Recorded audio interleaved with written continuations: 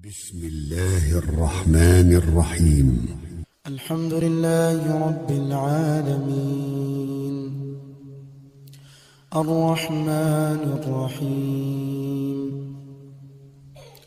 مالك يوم الدين إياك نعبد وإياك نستعين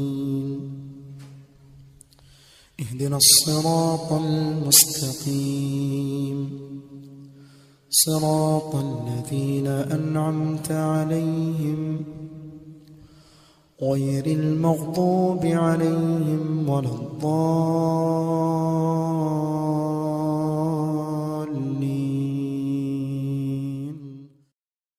بسم الله الرحمن الرحيم. السلام عليكم ورحمة الله وبركاته. الحمد لله رب العالمين.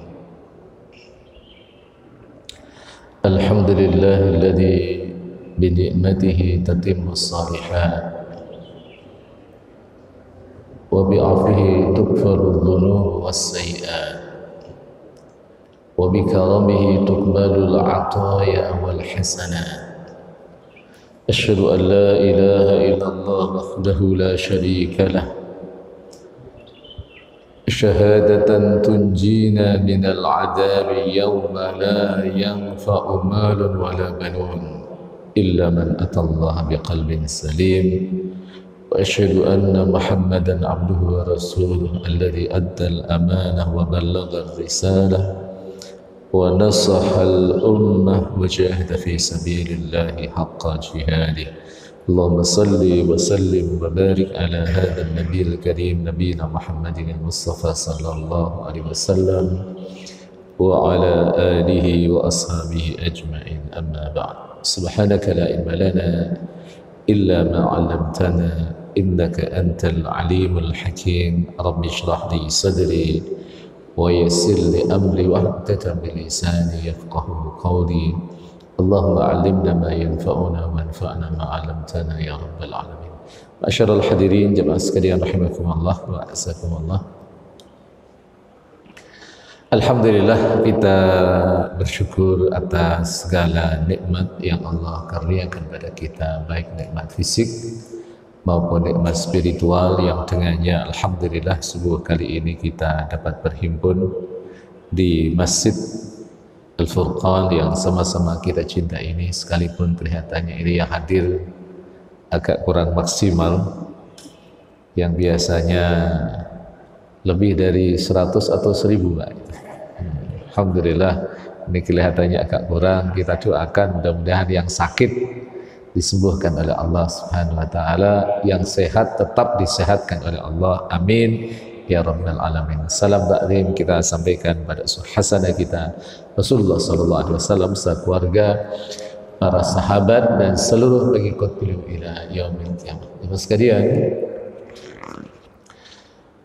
kita akan bersama-sama mentadabburi surat Al-Hajj, surat yang ke-22 yang Imam Ibnu Katsir dalam tafsir Al-Qur'anil Azim mengatakan tafsir suratul Hajj, tafsir surat Al-Hajj wahya makkiyatun, dia adalah surat makkiyah. Saya sedikit mengulang terkait dengan klasifikasi surat makkiyah dan Madinah. Para ulama ada 3 pendapat. Yang pertama, ada yang melihat makkiyah dan madaniyah itu dalam pendekatan iktibari zamanin nuzul, melihat pada aspek sejarah waktu turunnya ayat-ayat atau surat yang turun sebelum Rasul hijrah namanya makkiyah, setelah Rasul hijrah namanya madaniyah. Yang kedua, bi'tibari makanin nuzul, pendekatan geografis. Ayat-ayat yang turun fi Makkah wa ma haulaha, di Makkah dan sekitarnya itu makkiyah, wal ayat allati nazalat fi al-Madinati wa ma haulaha, ayat-ayat yang turun di Madinah dan sekitarnya itu namanya madaniyah.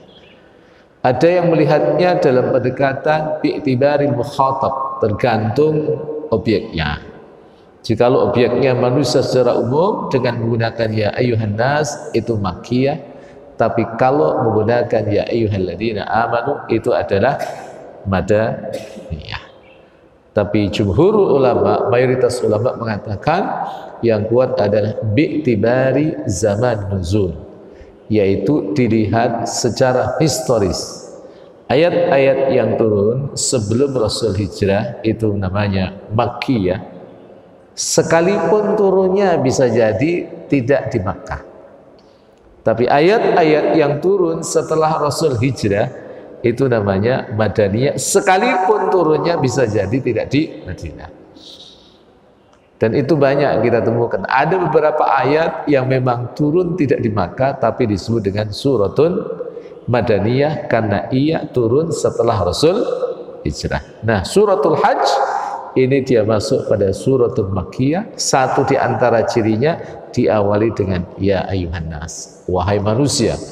Karena memang di Makkah itu populasi manusia pada waktu itu sebelum Rasul hijrah banyak yang belum beriman kepada Allah Ta'ala, sehingga redaksinya menggunakan ya ayyuhan nas.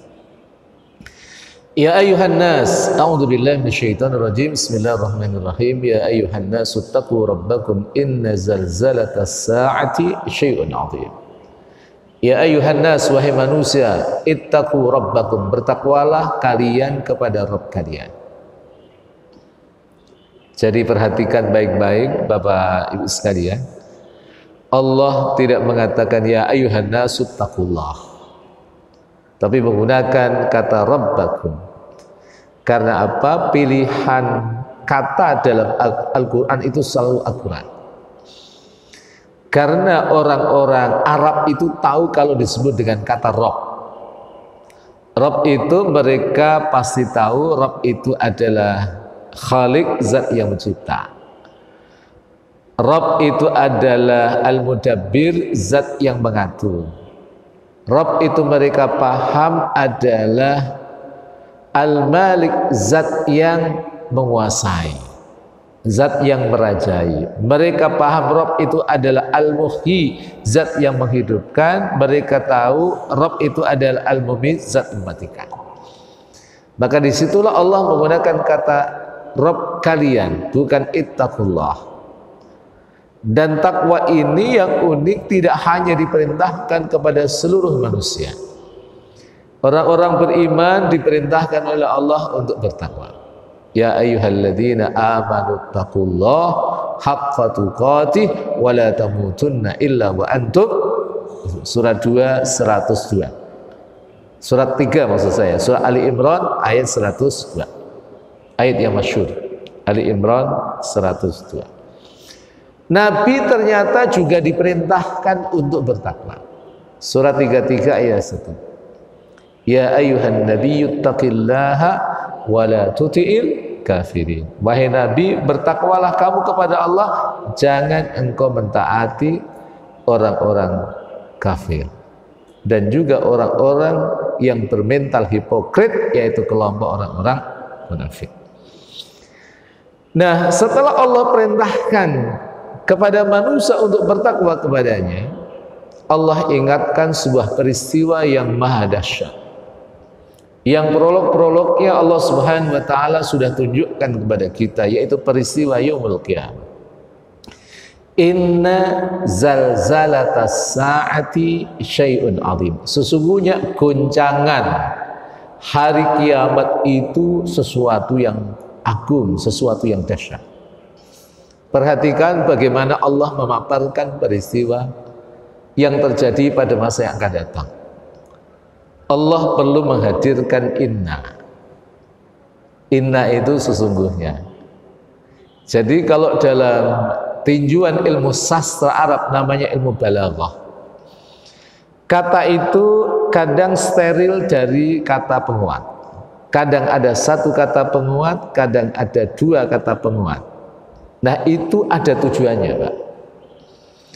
Ketika mukhatab atau objek yang diajak bicara itu diasumsikan dia percaya, maka tidak perlu menggunakan kata penguat.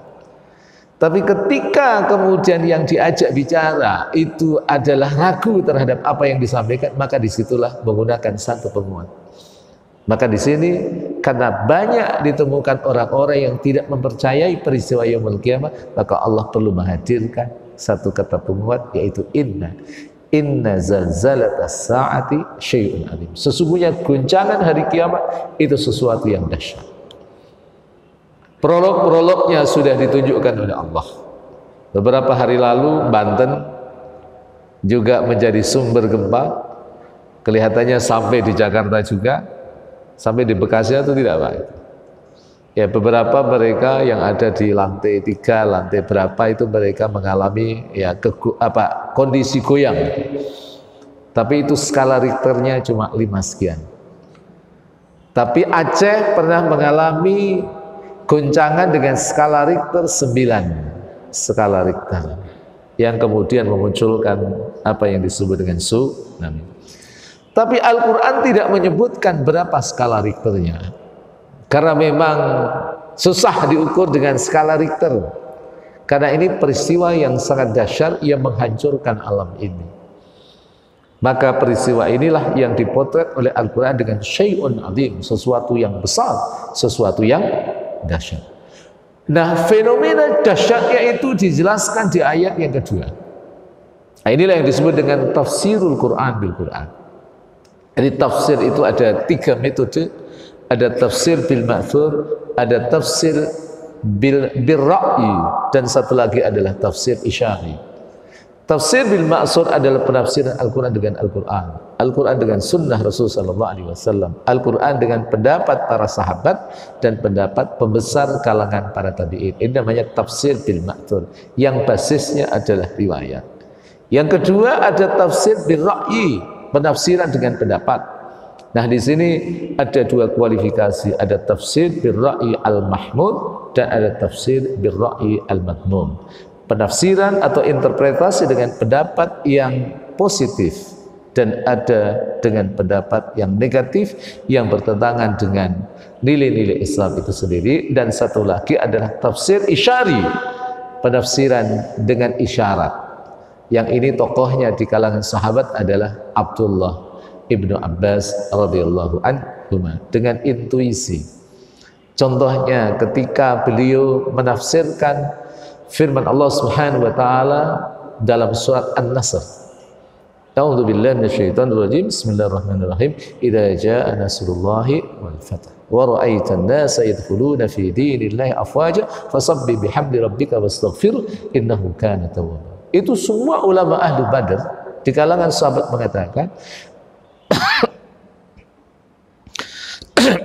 ayat ini berbicara tentang apa yang harus dilakukan oleh seorang mukmin ketika Allah memberikan pertolongan dan kemenangan, yaitu dengan cara bertasbih, memperbanyak tasbih dan bertaubat kepada Allah Ta'ala. Tapi Abdullah ibnu Abbas, beliau punya penafsiran yang berbeda. Beliau berkata, surat ini mengisyaratkan akan dekatnya wafatnya Rasulullah SAW. Ini yang disebut dengan tafsir isyari. Kalau beliau punya satu firasat yang kuat, kalau Allah sudah memberikan kemenangan dan puncaknya nanti terjadinya Fathu Makkah, berarti agama ini telah diberi kemenangan oleh Allah dan telah sempurna. Dan itu maknanya Rasulullah SAW tidak lama lagi akan wafat. Dan kita semua tahu melalui fakta sejarah jarak antara wafatnya Rasulullah SAW dengan peristiwa Fathu Makkah itu sangat dekat. Fathu Makkah itu terjadi pada bulan Ramadan tahun 8 Hijriah, dan sekitar 2 tahun setengah, yaitu pada bulan Rabiul Awal pada tahun 11 Hijriah Rasulullah SAW wafat, dan itulah yang disebut dengan tafsir isyari. Nah, di sini tafsir bil ma'thur. Apa peristiwa yang agung itu? Dijelaskan yauma, di hari. Tarawunaha, kalian melihatnya. Melihat apa? Melihat fenomena yaumul qiyamah itu. Tadhalu kullu murdi'atin. Tadhalu, lupa Siapa yang lupa? Kullu murdiatin, masih setiap wanita yang menyusui. Amma arda'at, dari apa yang ia susui, dari bayi yang ia susui, Pak. Jadi pada yaumul kiamah nanti wanita-wanita yang menyusui, yang sedang menyusui anaknya itu lupa semua kalau dia sedang menyusui. Dan bahkan tidak hanya orang yang menyusui itu lupa, tapi juga dikatakan wa tadau kullu dzati hamlin hamlaha. Dan setiap wanita yang hamil itu akan melahirkan kandungannya. Jadi kalau lazimnya orang itu hamil ada prolog-prolognya, Pak, ya kan? Ada pembukaan berapa, Pak? Yang paling banyak, Pak? Ya kan? Ada pembukaan 1, kemudian 2, dan begitu selanjutnya. Ini tidak mengalami proses seperti itu, karena ini peristiwa yang sangat dahsyat. Jadi fenomena itulah yang menunjukkan betapa memang yaumul kiamah itu peristiwa yang sangat dahsyat. Dan ditambah lagi Allah katakan wa taron nasa sukara wa ma hum bisukara. Dan engkau melihat manusia sukara itu dalam keadaan mabuk. Maka di dalam surah 4 ayat 43 kan Allah katakan ya ayyuhalladzina amanu la taqrabus sholata wa antum sukara. Wahai orang yang beriman, janganlah kalian mendekati salat sementara kalian dalam keadaan mabuk. Kenapa ayat ini diturunkan terkait dengan apa yang dialami oleh sahabat Rasul namanya sahabat Ali, yang waktu itu beliau sedang mendapatkan jamuan dari sahabat Rasul namanya Abdurrahman bin Auf, yang sebelum waktu sholat beliau dijamu oleh Abdurrahman bin Auf dengan arak. Tapi bapak-bapak nggak boleh suudzon dengan sahabat. Ini sahabat kok minum arak, itu nggak boleh. Karena apa? Memang arak pada waktu itu belum diharamkan. Jadi pengharaman arak itu bertahap. Itu yang disebut dengan konsep tadarruj fil ahkam, kebertahapan dalam hukum. Karena apa? Karena memang masyarakat Arab pada waktu itu punya kebiasaan yang sangat luar biasa terkait dengan mengkonsumsi arak. Riba juga diharamkan secara bertahap, tidak tiba-tiba kemudian langsung haram. Ada beberapa hukum yang memang Allah Ta'ala itu tetapkan, tapi melalui proses tadarrus atau kebertahapan atau keberangsuran. Nah, waktu itu arak belum diharamkan. Nah, ketika Abdurrahman bin Auf memberikan hidangan kepada para sahabat-sahabat yang datang kepada beliau untuk tujuan diafa bertamu, dikasihlah itu arak yang paling bagus. Tapi sayangnya menjelang waktu sholat, dan ketika sholat sahabat Ali diminta untuk mengimami oleh para sahabat, karena memang beliau adalah alim min kibaris sahabat. Jadi orang yang sangat-sangat kealimannya dari sisi ibadah dan aspek lainnya, maka kemudian layak beliau dijadikan menjadi imam. Tapi apa yang terjadi ketika beliau mengimami membaca surat Al-Kafirun, bacaannya berantakan, Pak. Jangankan dalam keadaan mabuk, kita saja kalau dalam kondisi lagi punya banyak masalah, ngimamin baca surat Al-Kafirun, insya Allah cepat selesai atau enggak selesai-selesai, Pak, itu, Pak. Muter-muter terus kan, itu kan.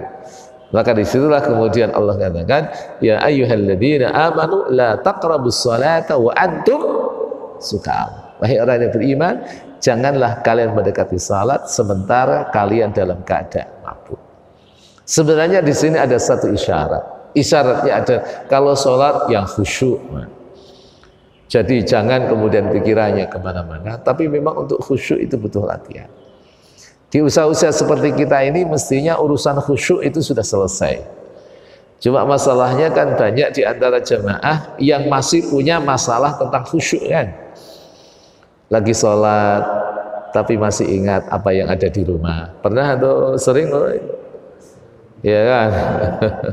Lagi sholat tapi apa yang terjadi ingat kerjaan. Lagi sholat ingat tadi nyari kacamata nggak ketemu, Pak. Lagi sholat malah kacamatanya muncul. Pernah atau tidak itu, Pak? Ya itu bagaimana setan itu selalu menggoda kita saat kita melakukan salah. Nah, padahal kata Allah wa ma hum bisukara, tidaklah mereka itu mabuk. Jadi mereka goyang kayak orang mabuk, tapi eksistensinya mereka nggak mabuk, Pak. Dan kemudian Allah katakan walakinna adzaballahi syadid, akan tetapi azab Allah syadidun, sangat dahsyat. Tapi sebagai seorang mukmin kita harus adil di dalam berinteraksi dengan ayat Quran. Kita jangan melihat pada aspek azab Allah saja yang dominan dalam ibadah kita, tapi juga kita melihat ghafur, ampunan Allah. Maka dalam konsep ibadah itu tidak boleh kita mendominasikan khauf saja, itu nggak boleh. Rasa cemas saja, rasa takut itu nggak boleh. Sebagaimana mendominasikan ar-roja, harapan saja, itu nggak boleh. Tapi di dalam kita beribadah kepada Allah, kita harus mensinergikan tiga hal: al-mahabbah, wal khauf, wal roja. Cinta, harapan, dan cemas. Kalau cemas saja orang nggak mau ke masjid. Kalau cemas saja orang itu nggak mau berinteraksi sosial. Alasannya apa? Kalau nanti ia berinteraksi sosial dan kemudian melukai hati tangganya, takut dosa. Dan orang-orang seperti itu ada. Orang yang nggak mau bergaul dengan alasan kalau saya nanti bergaul saya akan jatuh banyak dosa. Nah, ini yang dominan adalah khaufnya. Tapi ada orang-orang yang dominan itu rojaknya, maksiat terus. Kalau ditanya kenapa maksiat, nanti juga bisa taubat, Allah Maha Pengampun. Nah, itu nggak boleh juga, Pak, itu. Tapi harus sinergikan antara mahabbah, cinta, ar-roja, harapan, dan al-khauf, cemas. Mahabbah itu perlu kita bangun. Cinta kita kepada Allah, dan itu ada caranya. Dan ketika kita mampu menggapai apa yang disebut dengan mahabbatullah, bersyukurlah kepada Allah. Karena kita mendapatkan fasilitas apa yang disebut dengan halawatul iman, manisnya iman. Rasul sallallahu alaihi wasallam bersabda dalam hadis yang muttafaqun alaih dari sahabat Abu Hurairah, Rasul bersabda, "Thalathun man kunna fihi wajada bihinna halawatul iman." Ada tiga hal, tatkala tiga hal itu ada pada diri seseorang, maka ia akan mendapatkan apa yang disebut dengan halawatul iman atau manisnya iman. Yang pertama, ayyakuna Allah wa rasuluhu ahabba ilaihi mimma siwahuma. Tatkala Allah dan Rasulnya itu lebih ia cintai daripada selain Allah dan Rasulnya. Ini yang menjadi pertanyaan, kita sudah mampu menghadirkan ini atau belum? Ketika ada pilihan-pilihan antara cinta kepada Allah dengan cinta kepada diri kita dan cinta kepada yang lain, kita lebih mendominasikan cinta kita kepada Allah atau kepada yang lain. Kalau kita mampu mendahulukan mahabbatullah dan mahabbatul Rasul, maka disitulah kita akan mendapatkan apa yang disebut dengan halawatul iman atau manisnya iman. Yang kedua, ayyuhibbal mar'a la yuhibbuhu illa lillah. Ketika seseorang itu cinta dan benci kepada seseorang hanya karena Allah, bukan karena faktor ikatan primordialisme, bukan karena faktor ikatan bisnis, bukan karena faktor kepentingan duniawi. Karena kita temukan juga ada orang-orang yang akrab sekali dengan saudaranya, dengan tetangganya, dengan temannya, tapi motifnya bukan karena Allah, tapi cintanya karena ada urusan bisnis.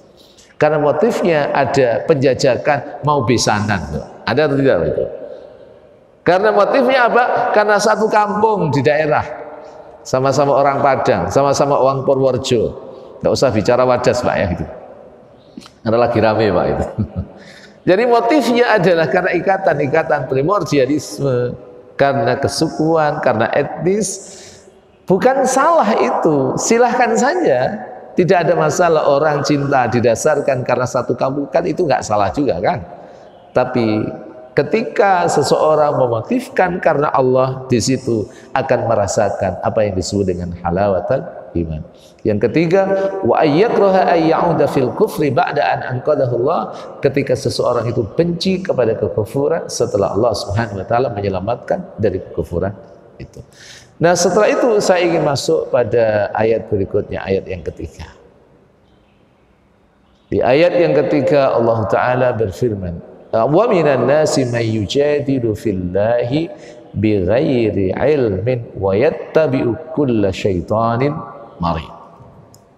Perhatikan, wa minan nasi, dan di antara manusia, tidak semua manusia, man yujadilu fillahi bighairi ilmin, ada orang yang ia berdebat fillahi dalam urusan Allah, tapi ketika berdebat apa yang terjadi dikatakan bighairi ilmin, ia melandasi bukan tanpa ilmu. Maka dikatakan di sini wa minan nasi may yujadilu fillahi bighairi ilmin yaqulu ta'ala dzamman liman kadzdzaba bil ba'tsi. Ini ada orang berdebat tentang Allah, tentang wilayah kegaiban, tentang mereka yang mendustakan terhadap peristiwa yaumul qiyamah. Yaqulu, berfirman ta'ala, yaitu berfirman Allah Zat yang Maha Tinggi, dzamman, mencela liman kadzdzaba bil ba'tsi, terhadap orang yang mendustakan terhadap peristiwa ba'ats. Ba'ats itu hari kebangkitan, Pak. Jadi nanti ada peristiwa yang disebut dengan yaumul ba'ats setelah peristiwa yaumul qiyamah. Jadi orang yang berdebat tentang Allah, mereka mengatakan Allah nggak mampu membangkitkan manusia, itu dicela oleh Allah. Wa ankara qudratallahi ala ihya'il mauta, dan mengingkari kekuasaan Allah untuk menghidupkan orang-orang yang telah meninggal. Mu'ridan amma anzalallahu ala anbiya'ihim, berpaling dari apa yang Allah turunkan terhadap nabinya, muttaba'an fi qawlihi wa inkarihi wa kufri kulla syaitani marid, dan mereka mengikuti perkataan syaitan itu, dan mereka mengingkari dan kufur, kufur kepada Allah Subhanahu wa taala, tapi justru mereka mengikuti setiap perkataan syaitan yang terkutuk. Jadi ini jamaah sekalian, dan setan itu dikatakan minal insani wal jin, setan dari kalangan manusia dan setan dari kalangan jin. Wa hadza halu ahli dhalal wal bidah, ini adalah kondisi orang yang sesat dan ahli bidah, al mu'ridina 'anil haq, yang mereka berpaling dari kebenaran, al muttabi'ina lil batil, yang mengikuti kebatilan.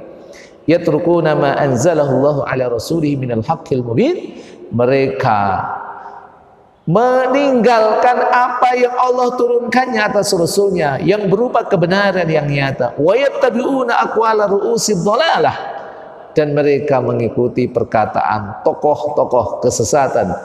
Ad-du'ata ilal bid'ah bil ahwa'i wal ara, orang-orang yang menyuruh kepada perkara yang diada-ada dengan hawa nafsu dan pendapat-pendapat mereka. Wa lihada qala fi sya'ni wa asbahim, maka Allah berfirman tentang urusan mereka dan yang menyerupai mereka, wa minan nasi may yujadilu fillahi bighairi ilm. Jadi ada di antara manusia yang mereka yujadil, itu berdebat fillahi, tentang Allah, bighairi ilmin, dengan tanpa ilmu. Jadi jemaah sekalian rahimakumullah wa a'azzakumullah, satu di antaranya yang dipotret oleh Imam Ibnu Katsir adalah ada keingkaran manusia yang mana mereka tidak mempercayai peristiwa hari kebangkitan. Kenapa mereka tidak mengingkari? Karena dalam logika mereka itu enggak mungkin itu manusia yang sudah berabad-abad mati lalu jadi tanah, setelah itu bahkan kemudian ada di antara mereka yang berupa tulang belulang itu dibangkitkan lagi. Dalam logika mereka itu tidak masuk. Maka di ayat yang lain, misalnya di dalam surat At-Taghabun, saya tunjukkan itu ada potret Al-Quranul Karim yang memaparkan terhadap kita tentang keingkaran orang-orang kafir. Ini Pak, surat 64 ayat ke-7. Za'amal ladzina kafaru alla yub'atsu qul bala wa rabbi latub'atsunna thumma latunabba'unna bima 'amiltum wa dzalika 'ala Allahi yasir. Fa aminu billahi wa rasulihi wan nuril ladzi anzalna wallahu bima ta'maluna khabir. Perhatikan ayat yang ke-7 aja.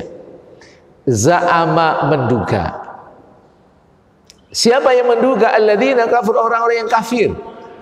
Alla yub'atsu, bahwa mereka tidak akan dibangkitkan. Tapi Allah kemudian berkata, "Qul," katakan Muhammad, "bala, ya, mereka itu akan dibangkitkan. Wa rabbi, dan demi Tuhanku, la tub'atsunna tsumma la tunabba'unna bima 'amiltum wa dzalika 'ala Allah yasir."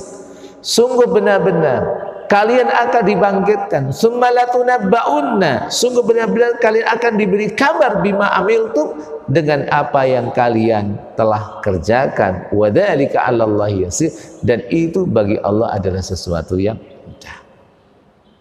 Jadi Allah membangkitkan manusia yang telah meninggal dunia, yang telah menjadi tanah, yang telah menjadi tulang belulang, itu justru jauh lebih mudah daripada Allah menciptakan manusia yang semula tidak ada. Mana yang lebih sulit, Pak? Menciptakan dari yang tidak ada kemudian menjadi ada, atau membangkitkan dari yang sudah ada kemudian dihidupkan lagi? Mana yang lebih mudah itu? Yang kedua lebih mudah. Oh, pernah ada kok itu. Nggak ada, diciptakan aja Allah mampu. Apalagi ini sudah pernah ada kemudian meninggal, dan setelah itu Allah Subhanahu wa taala bangkitkan lagi. Dan itu kalau kita lihat dalam fenomena kehidupan kita, itu kan mudah. Banyak tumbuh-tumbuhan, makhluk-makhluk Allah yang semula mati, tapi kemudian Allah hidupkan lagi, itu Allah mampu. Ketika musim kemarau, tidakkah rumput-rumput itu, pepohonan banyak yang mati, Pak? Tapi ketika turun hujan, apa yang terjadi? Rumput-rumput itu tiba-tiba kemudian tumbuh lagi, dia menjadi subur, kemudian menghijau. Dan kalau Allah menghidupkan makhluknya yang berupa tumbuh-tumbuhan itu mampu, dan Allah juga mampu menghidupkan kembali makhluknya yang bernama manusia, sekalipun itu durasi waktunya sudah berabad-abad, Pak. Coba Nabi Adam itu sampai sekarang sudah berapa abad itu, Pak? Ya kan? Sudah berapa ribu tahun, itu kan sebelum Masehi. Sebelum Masehi, sekarang Masehi aja sudah 2022. Dan berarti sebelum Masehinya berapa? Jadi itu kan beribu-ribu tahun, tapi itu bagi Allah sesuatu yang mudah. Dan bahkan tidak hanya membangkitkan, tsumma la tunabba'unna, sungguh benar-benar kalian akan diberi kabar. Jadi ini Bapak Ibu sekalian, kalau mencermati Al-Quran, menginformasikan itu kalau dalam bahasa itu tidak selalu menggunakan la tunabba, tapi kadang menggunakan la tukhbaranna, diberitahu. Tapi kenapa Allah menggunakan kata naba'a, tidak menggunakan kata khabar?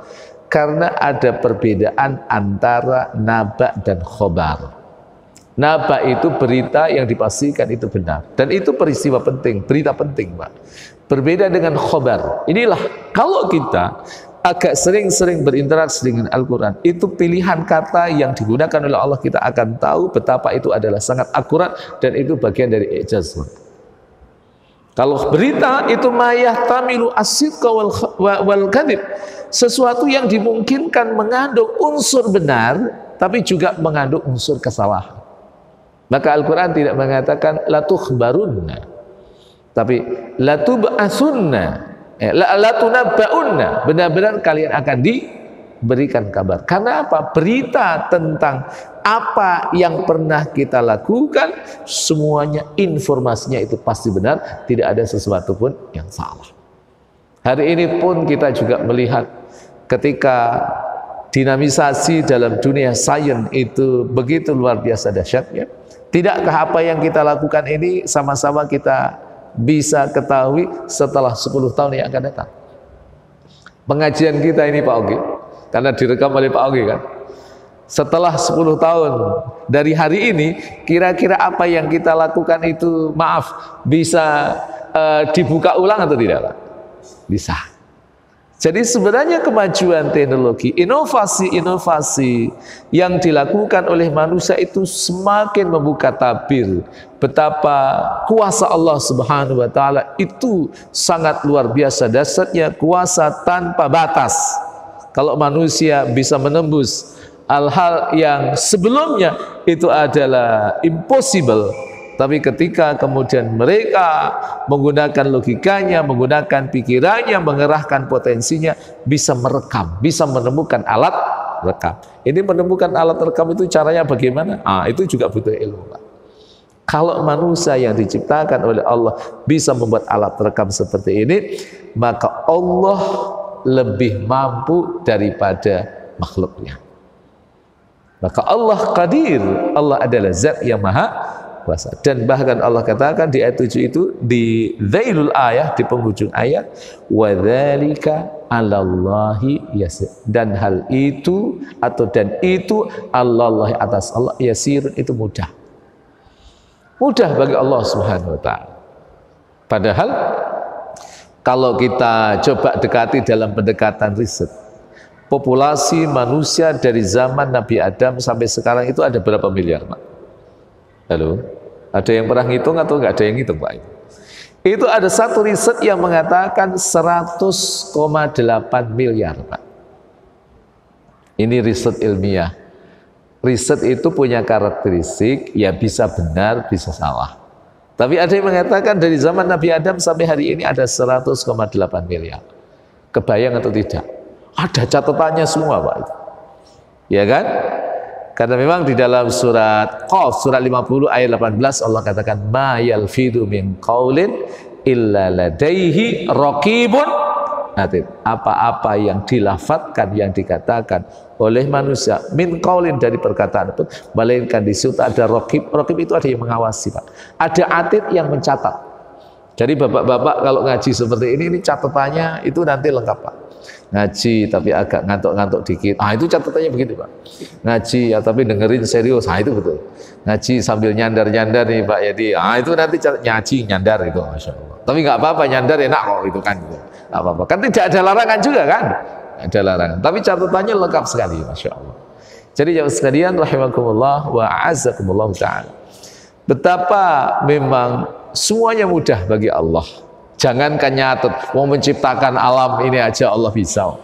Menciptakan langit, menciptakan bumi, menciptakan bintang, menciptakan galaksi, semuanya tata surya Allah mampu, apalagi hanya sekedar mencatat amalan manusia yang hari ini baru 100,8 miliar. Nggak tahu nanti sampai hari kiamat itu jumlahnya berapa. Wallahu a'lam. Karena agak susah juga itu. Kalau BPS sudah ada sejak Nabi Adam sih sebenarnya bisa, Pak. Masalahnya BPS kan belum ada itu. Saya nggak tahu BPS itu ada sejak kapan itu. Dan kemudian dinas kependudukan itu ada sejak kapan. Kemudian Dukcapil itu ada sejak kapan, kan kita nggak tahu juga itu definitifnya. Jadi sebelumnya itu kan belum ada. Maka itu didasarkan pada asumsi manusia. Jadi jamaah sekalian rahimakumullah wa a'azzakumullah ta'ala. Kita kembali pada surat 22 ya, ayat yang ketiga. Jadi ada memang orang yang ia berdebat tentang Allah dengan wa yattabi'u syaitanin marid, dan ia justru mengikuti setiap setan. Setan yang terlaknat, setan yang terkutuk, itu setan yang memang punya karakteristiknya. Setan itu dari kata syatona. Syekh Muhammad Ali As-Sabuni, dia punya kitab namanya Rawa'iul Bayan fi Tafsir Ayatil Ahkam. Itu ada 2 jilid itu. Jadi di bagian pertama itu beliau menjelaskan suratul Fatihah. Dan suratul Fatihah itu diawali dengan ta'awud, a'udzubillahi minasyaitonir rajim, dan di situ beliau mengungkap kata syaitan. Jadi beliau berkata, asyaitanu lughatan min kalimati syatona. Jadi kata syaitan itu secara bahasa itu dari kata syatona. Syatona lahu maknayan, dia punya 2 makna. Al-makna al-awwal ba'uda, makna yang pertama adalah jauh. Wal makna al-thani tajawazal had, melampaui batas. Itu adalah karakteristik dasar daripada syaitan. Setan itu jauh dari rahmat Allah, jauh dari ketetapan Allah. Setan itu punya karakteristik melampaui ketetapan Allah. Dan setelah itu beliau berkata, asyaitanu istilahan sifatun tatahalla fil insi wal jinni. Jadi kata beliau, Setan itu adalah sifat yang bersemayam pada manusia dan jin. Jadi sifat-sifat syaitaniyah yang bersemayam pada manusia dan jin. Jadi kalau sifat-sifat syaitan itu ia bersemayam pada manusia, maka manusia itu telah menjadi setan. Pengen contohnya setan dari kalangan manusia Pak? Atau enggak usah Pak itu? Ya. Jadi contoh ada manusia yang telah jadi setan itu banyak Pak. Tahu nanti misalnya tanggal 20 ya, tanggal 20 kita punya agenda Februari ini acara pelatihan manajemen masjid. Sudah tahu itu. Ternyata ada orang yang kita ini sudah terdata sebagai peserta. Kita diajak traveling, Pak. Yuk kita pergi ke Bali yuk itu. Udah nanti semuanya kita cover semuanya itu. Nah, padahal kita akan ikut pelatihan manajemen masjid. Nah, kalau ada orang yang tahu kita akan ikut pelatihan masjid, kok kita diajak jalan-jalan ke Bali, itu dipastikan itu setan dari kalangan manusia, Pak. Itu. Saya kira jelas, Bapak ya. Kenapa menjauhkan kita dari Allah Subhanahu wa taala, menjauhkan kita dari ketetapan Allah Subhanahu wa taala. Dan ada setan dari kalangan jin, nah itu yang disebut dengan iblis. Surat 18 ayat 50 Al-Kahfi. Wa id qulna lil malaikati isjudu li adama fasajadu illa iblis kana minal jin. Dan ingatlah ketika kami berkata kepada para malaikat, sujudlah kalian kepada Adam, maka semuanya sujud kecuali apa? Iblis, kana minal jin, ia berasal dari kalangan jin. Jadi iblis itu dari jin. Nah, setelah itu dikatakan kutiba alaihi annahu man tawallahu fa annahu yudhilluhu wa yahdihi ila adabis sa'ir. Kutiba telah ditetapkan alaihi atasnya, annahu sesungguhnya ia, man tawallahu siapa orangnya yang berwala, yang berteman, yang berloyalitas dengannya, dengan setan. Jadi setan itu memang sudah ditetapkan oleh Allah. Dan kita diingatkan oleh Allah, siapa orangnya yang berwala, yang berlindung, yang berloyalitas, yang berteman, yang menjadikan setan itu sebagai pemimpin, fa'annahu yudhilluh, sesungguhnya ia menyesatkannya. Jadi setan itu akan menyesatkan manusia. Maka di dalam beberapa ayat Al-Quran, Allah itu mengingatkan kepada kita agar kita jangan bermitra dengan setan, karena setan itu adalah aduwwun mubin. Itu adalah musuh yang nyata. Surah 2 ayat 208. Ya ayyuhalladzina amanu dkhulu fis silmi kafa wa la tattabi'u khutuwatis syaitan innahu lakum aduwwun mubin. Sesungguhnya ia setan itu bagi kalian adalah musuh yang nyata. Maka jangan ada yang menjadikan setan itu menjadi mitra setianya, Pak. Karena dia adalah musuh kita. Dan setan menyesatkan manusia, wa yahdihi, dan menunjukkan kepada manusia kepada apa? Ila adzabis sa'ir, menuju azab neraka sa'ir. Sa'ir ini adalah satu dari neraka Allah Subhanahu wa taala. Neraka itu banyak. Ada neraka jahanam, ada neraka ladha, ada neraka hutomah, dan beberapa neraka yang lainnya. Jadi inilah karakteristik daripada syaitan. Ada dua item yang bisa kita ambil kesimpulan dari paparan kita pada subuh kali ini, kajian surah Al-Hajj ayat 1 sampai ayat 4. Yang pertama, pastikan kita menyadari peristiwa yaumul kiamah adalah peristiwa yang dahsyat, sehingga apa yang harus kita lakukan sebagai seorang mukmin, karena kiamat itu juga ada kaitan-kaitannya, ada peristiwa hari kebangkitan, ada peristiwa penghimpunan manusia, ada yang disebut dengan auditing amal yaumul hisab, ada yang disebut juga dengan nanti mizan, timbangan, dan lain sebagainya. Berhati-hatilah kita dalam hidup ini. Jangan mengotori sisa hidup kita dengan kemaksiatan kepada Allah, agar ketika satu saat nanti kita mengalami proses-proses itu semua, urusan kita dimudahkan oleh Allah. Kita ini kan nggak tahu, Pak. Pandemi seperti ini banyak yang menjadi korban kan. Sekalipun memang pandemi varian Omikron atau Abikron Pak sekarang Pak. Ya, Omikron ini kan kita nggak tahu. Jadi tingkat penyebarannya sangat dahsyat. Ya, sekalipun memang dampak menuju kematian tidak terlalu dahsyat, tapi kita nggak tahu. Kita kematian memang sengaja tidak dibocorkan oleh Allah. Ini juga ada hikmahnya agar kita tidak pernah main-main dengan dosa. Yang kedua tentang setan, Pak. Jangan ada di antara kita yang bermesra-mesraan bermitra dengan setan, baik setan dari kalangan manusia maupun setan dari kalangan jin. Ini yang bisa saya sampaikan, mudah-mudahan bermanfaat. Assalamualaikum warahmatullahi wabarakatuh. Bismillahirrahmanirrahim. Alhamdulillahi Rabbil Alamin, Ar-Rahmanir Rahim, Maliki Yawmiddin,